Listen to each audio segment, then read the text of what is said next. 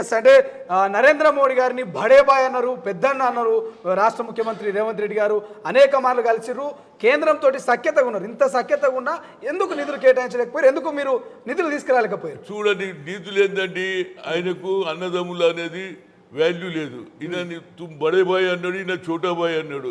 చోటా బాయ్కు మీరు హిసాబ్ మీద ఏ అంటుండ ఈయన అడిగిండు పాపమే, అరే మనం కొట్లాడొద్దు బాయ్, రాష్ట్రాన్ని అభివృద్ధి చేద్దాం, మేము 6 డిక్లరేషన్ కావాలి, అదేవిధంగా మాకు డబ్బులు కావాలని వేరియస్ ప్రోగ్రామ్స్ చేసే ప్రోగ్రాంలకు అంతా లిస్ట్ ఇచ్చిండు. ఆయన చేయలేదంటే ఈయన నా తమ్ముడు కాడు, ఆయన బడేబాయ్, నేను బడేబాయ్ ఉంటే చిన్నోని నేను చూడా అనేది ఆలోచన కలిగింది కాబట్టి తెలంగాణకు నోట్లే మట్టి కొట్టిండు అనేది నా ఉద్దేశం. కానీ ప్రధానంగా కేటీఆర్ అంటున్నాడు, అటు పార్లమెంట్లో తెలంగాణ నినాదం లేదు, ఒక్క సీటు కూడా ఎంపీ సీట్లు ఇవ్వలేదు, ఒకవేళ మేము గెలిచినట్టే ఖచ్చితంగా నిధులు తీసుకొచ్చడం. 16 మందిని, బీజేపీ 8 మంది, కాంగ్రెస్ 8 మంది, 16 మంది ఎంపీలు ఉన్నా ఒక్క రూపాయి తీసుకురాలేదు తెలంగాణకు అనేది కేటీఆర్ మాట. కేటీఆర్ అండి, నిన్నటిదానికా నువ్వు కూడా భజన చేసినావు కదరా బాబు, మామయ్య కూడా నీలాగానే పాపం పోయి వేడుకున్నాడు. ఇయ్యకుంటే ఏం చేస్తామే, జోబులో పైసలు ఉంటాయి, పేదోనికి సాయం చేయాలని ఆలోచన చేసినోడికి ఏం చేస్తామే, జోబులో 100 కట్ట ఉన్నది, పేదవానికి 5 రూపాయలు ఇవ్వాలనే ఆలోచన లేదు. కాబట్టి ఇక అలాంటి వ్యక్తితో మేము ఏం మాట్లాడుతాం. నేను కూడా ఓబీసీ ఎంపీసీకి కన్వీనర్గా 11 ఏళ్ళు కొట్లాడిన, 3 సార్లు పోయినా. అంటే వాళ్ళకి బీసీలు ఎస్సీలు అంటే పనికిరారు. ఇప్పుడు ఏదో కొత్త మాటలు మాట్లాడుతున్నారు కొందరు. బిజినెస్ వాళ్ళు మాకు లాభం అయింది, ఆయన డాక్టర్ అపోలో ఆయన చాలా బాగా అయింది అంటుండే, ఇంకో ఆయన వాళ్ళకు అనుకూలంగా. కిందోని సంగతి ఏం కావాలి, కిందోడేం కావాలి? రాష్ట్రంలో బడ్జెట్ ఇస్తేనే కదా డెవలప్మెంట్ జరిగేది. అన్ని రాష్ట్రాలకు ఇచ్చినప్పుడు మేమేం తప్పు చేసినాం అంటే, కాంగ్రెస్ గెలిచింది కాబట్టి దీన్ని ఓడగొట్టేసి మేము రావాలి అంటే మాకేమి ఇవ్వకుంటే రేపు అడిగేందుకు ఛాన్స్ ఉండదు, ప్రజలు మాకు వ్యతిరేకమవుతారు, అప్పుడు మేము గెలవచ్చు అనే దురుద్దేశంతో బడ్జెట్ పెట్టింది అనేది తెలంగాణకు అన్యాయం జరిగింది అనేది నేను చెప్పగలను. ఎస్, ఇక తెలంగాణ అసెంబ్లీ బడ్జెట్ విషయానికి వస్తే 2 రోజులు సమావేశాలు నడుస్తూ ఉన్నాయి. ప్రధానంగా మీ 6 గ్యారెంటీల మీద, రుణమాఫీ మీద ప్రతిపక్షాలు విమర్శలు చేస్తున్నాయి. సో ఆ విమర్శలు ఎట్లా ఎదుర్కొంటున్నారు? విమర్శలు తప్పనిసరిగా ఇస్తాన్న గ్యారెంటీగా ఇస్తాం. ఎందుకంటే 2 అయితే చేసినాం, రైతుల రుణమాఫీ చేసినాం, బస్సు ఫ్రీ చేసినాం, మహిళలకు ఇచ్చేది 2500 కానీ, అదే మిగతా ఏదైతే ప్రామిస్ చేసినో అంచెలంచెలుగా చేస్తాం. మీ ప్రధానమంత్రి ఏం ఇవాళ అడుగుతున్నాం, కేసీఆర్ కూడా కేంద్రం మీద ఒత్తిడి తేవాలి. మొన్నటిదాకా మీరు మద్దతు ఇవ్వలేరా, అన్ని చేసిండ్రు, 370కి ఇచ్చిండ్రు, అది అదేవిధంగా 3 తలాక్కు సపోర్ట్ చేసిండ్రు. మరి ఇవాళ సమయం వచ్చింది, మీరు కూడా మాట్లాడాలి. తెలంగాణకు న్యాయం జరగాలంటే అందరూ ఒక్కటి కావాలి, ఫైట్ చేయాలి. అదేవిధంగా పార్లమెంట్లో మా నాయకుడు కొట్లాడుతందుకు రెడీగా ఉన్నాడు.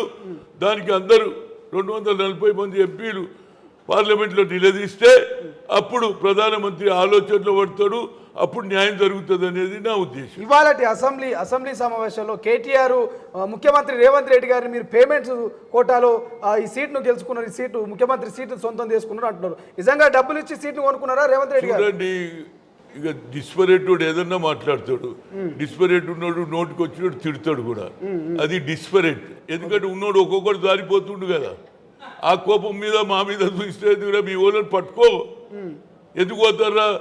మా నాయనతో అంతా లాభపడ్డారు, తెలంగాణకు మీకు సీట్ ఇచ్చినాం, మీరు మా ఎమ్మెల్యేలు అయినరు, మంత్రులు అయినరు, ఎందుకు పోతుండ్రా? కష్టకాలంలో ఉన్నప్పుడు ఇల్లు ఇడిచిపెట్టి పోతారా? ఒక ఇటుక పెట్టి ఇల్లు కట్టుకుంటారు కదా, ఇల్లు ఇడిచిపెట్టి పారిపోతున్నారు. వాళ్ళ మీద కోపం మా మీద ఎందుకు రా భయ్? రేవంత్ రెడ్డి ఏమంటుండు, నిజమే మేము ఇచ్చిన గ్యారంటీలు చేస్తానంటే అడగండి, చేస్తామని అంటే కూడా మీరు ఏం చేస్తలేరు, మీరు అది గ్యారంటీలు ఎక్కడ పోయినాయి, మీరు ఎన్ని రోజులు కట్టింది? హరిజన్ ముఖ్యమంత్రి అన్నాడు చేసిండ్రా, ఇంటికో ఉద్యోగం అని చేసిండ్రా, ఏం చేసిండ్రు?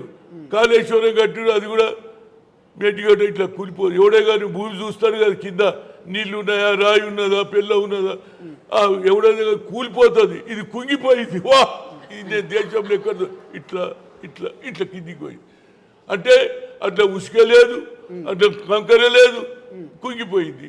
దాని మీద మీకు ఆలోచన చేయలేక ఇవాళ కేవలం రేవంత్ రెడ్డిని టార్గెట్ చేస్తున్నారు. రేవంత్ రెడ్డి తప్పనిసరిగా దాని వెనకాల సోనియా గాంధీ ఉన్నారు, రాహుల్ గాంధీ ఉన్నారు.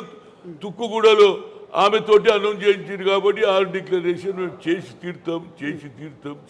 కానీ ప్రధానంగా కాళేశ్వరం మీద మంత్రి ఉత్తమ్ కుమార్ రెడ్డి గారికి అవగాహన లేక ఢిల్లీలో పోయి తెలంగాణ ఇజ్జత్ తీస్తున్నట్టున్నాడు. నిజంగా మీ మంత్రులకు కాళేశ్వరం మీద అవగాహన లేదా? అవగాహన లేకపోతే మీరు అవగాహన ఉన్న వాళ్ళు ఏం పీకిర్రా పోయి? మీరు అవగాహన ఉన్నదని జల్ది కట్టించారు కదా. మల్లన్న సాగర్ అన్నారు, అదే అన్నారు, ఇక నీళ్ళు వచ్చేస్తాయి, ఇంటికి వచ్చేస్తుంది అన్నారు. మీరు చేయలేదు. ఆయనకు అవగాహన ఉన్నదా లేదా నా రోజుల్లో తెలుస్తుంది. ఇప్పుడు ఆయన ఏమంటుడు, నిన్నటి వరకు ఏమనలే పాపం కేసీఆర్. ఇవాళ ఆయనకు బాధ కలిగింది. నా బిడ్డను కావాలని హింసిస్తున్నారు అంటుడు. బాధపడ్డప్పుడే కదా మేము మాట్లాడదు. మీరు బాధ లేదు, మా వాళ్ళు ఎట్లా పోతున్నారు, మేము ఇంత చేస్తే మాకు అన్యాయం చేయకుండానే పోతూనే ఉన్నారు. వాళ్ళు కూడా ఊరికి వస్తలేరే, వాళ్ళే కూడా ఏమైనా ఇబ్బందులు ఉన్నట్టున్నాయి. ఇంట్లోకి వస్తే ఏది గతంలో ఏది మన టీడీపీలో ఉన్నోళ్ళు పోయి బీజేపీలో చేరినప్పుడు అప్పుడు ఏమన్నారు, మేము కరప్షన్ ఎరాడికేట్ చేస్తున్నారు. కరప్షన్ చేసిన వాళ్ళు బ్యాంకులను ముంచిన వాళ్ళని తీసుకున్నారా లేదా? కనుక వాళ్ళు కూడా ఏదో అసలైన తొలి వెలుగు. ఫాలో వాట్సాప్ @తొలి వెలుగు official.